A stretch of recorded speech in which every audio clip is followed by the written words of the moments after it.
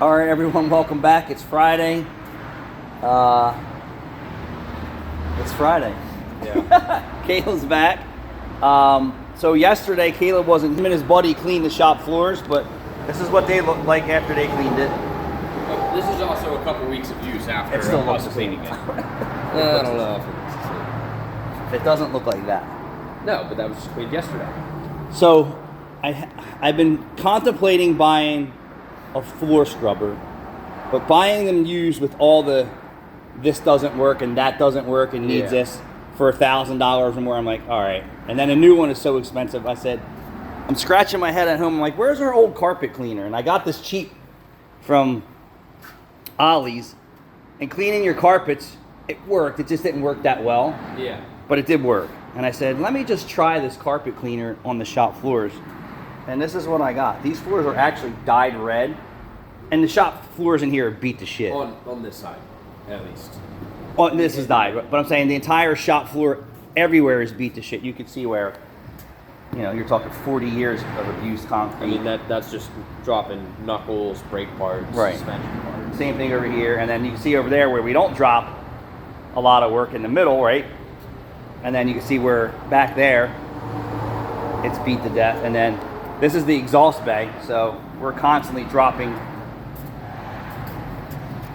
This bay gets a lot of work. You can see the difference in the concrete. And then there and there. So the floors beat to death. But my point is, if you had a decent concrete floor, you don't need an expensive floor scrubber. That thing worked great. And it's got a little brush that turns like a vacuum. And it worked. I mean, I didn't really spend a whole lot of time on this yesterday, Kayla. It was probably like 20 minutes here, 20 minutes here, 20 minutes here.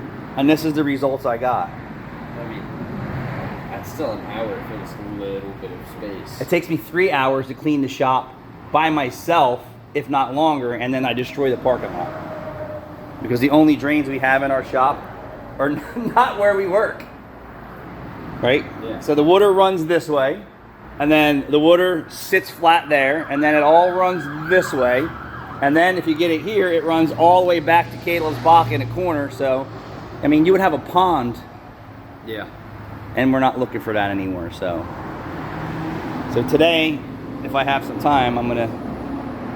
And I stopped basically right where that concrete is, that line, and then we'll see what today brings. But I mean, if you have a shop that has decent concrete and you don't want to buy an expensive floor machine, go buy a cheap carpet cleaner that has the rotating brush, and it worked good for me, dude.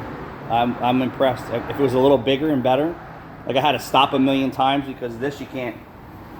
It only gets, once it gets to here, it starts to act weird and doesn't pick up, and then there's a float in there that shuts the vacuum off, so you don't even get to fill this whole container. So that is a constant pain in the ass, but it worked. It worked.